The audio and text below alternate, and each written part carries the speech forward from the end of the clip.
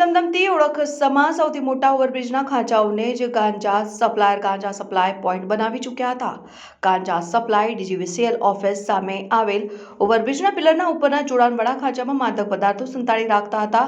આ ઊંચાઈવાળા અને છુપા સ્થાનો સુધી પહોંચવા માટે પોલીસ ટીમે તાત્કાલિક સીડીઓ મંગાવી અને તેને મદદથી પિલર પર ચડીને ઝીણવટભર્યું સર્ચ ઓપરેશન ચલાવ્યું, જેના પરિણામે ₹9,150ની કિંમતનો 183 ગ્રામ ગાંજાનો જથ્થો મળી આવ્યો હતો. તેનું વેચાણ કરનાર આરોપીની ધરપકડ કરવામાં આવી છે.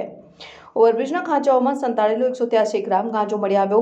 સુરતમાં એમડી ડ્રગ્સ, ગાંજો અને પોસ્ટ ડોડા જેવા માદક પદાર્થોના કેરિયર્સ દિવસ રાત પોતાની જાળ ફેલાવી રહ્યા છે. આ શખ્સો ગરીબ અને સામાન્ય માણસોને ટાર્ગેટ કરીને તેમનું નેટવર્ક વિસ્તારી રહ્યા છે અને કાપોદ્રા પોલીસ ઇન્સ્પેક્ટર એમબી અવસુરાને માહિતી મળી હતી કે કાપોદ્રા ડીજીવીસીએલ કચેરીની સામે આવેલા ઓવરબ્રિજની નીચે રહેતા અને પડ્યા પાથર્યા રહેતા કેટલાક અસામાજિક તત્વો ગાંજાનું છૂટક વેચાણ કરે છે. આરોપીઓની કિંમત એટલી હદે વધી ગઈ હતી કે તેમને કોઈ પણ પ્રકારનો ડર ન હતો અને ગાંજાનો જથ્થો ઓવરબ્રિજના નીચેની પિલરના ઉપરના ભાગમાં બે જોડાણો વચ્ચે આવેલી સાંકડા ખાંચાઓમાં સંતાડતા હતા અને અહીંથી ગાંજો શોધવો સામાન્ય રીતે શક્ય ન હતું, કારણ કે આ ભાગ ઊંચાઈ પર હોવાથી ઝડપથી કોઈની નજર પહોંચતી નહોતી. સીડીઓ મંગાવીને પોલીસે તપાસ શરૂ કરી. માહિતી મળતાની સાથે જ પોલીસે સમય ન બગાડતા તાત્કાલિક સર્ચ ઓપરેશનની યોજના બનાવી.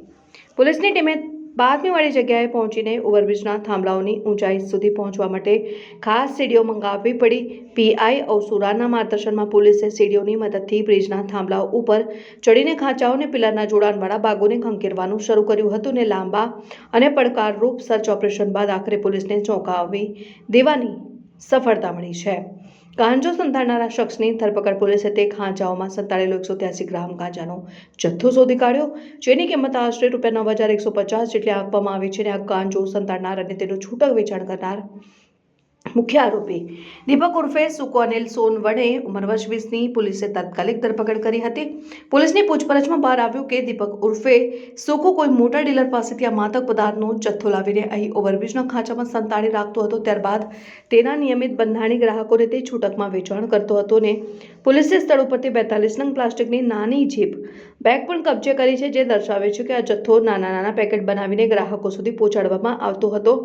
સુરતમાં ગાંજાના બંધાણીઓ સામાન્ય રીતે ચાની લારીઓ કે પાનના ગલ્લા ઉપરથી આસાનીથી ગાંજો મેળવી લેતા હોય છે અને શહેરમાં સિગરેટમાં ભરીને તેનું સેવન કરતા હોય છે. આ ધરપકડ બાદ પોલીસે હવે સમગ્ર નેટવર્કને તોડી પાડવા પર ધ્યાન કેન્દ્રિત કર્યું છે. Reporter Rajubhai Sukadiya, news 7 India, Surat.